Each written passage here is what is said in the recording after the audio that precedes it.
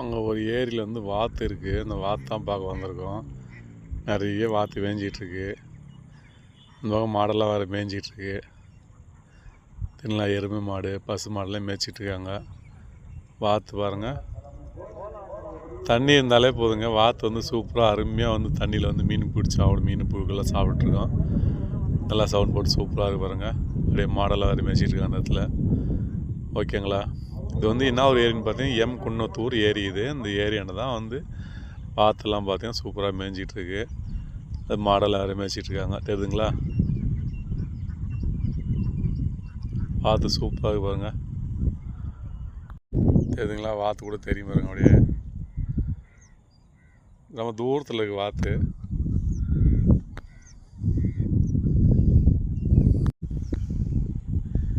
இதில் தண்ணி நிறைய இருக்குது.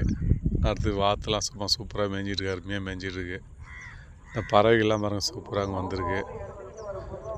ஓகே காசு, வீடியோ பிடிச்சா லைக் ஷேர் பண்ணுங்கள். மீண்டும் அடுத்த ஒரு நாள் வந்து வணக்கம்.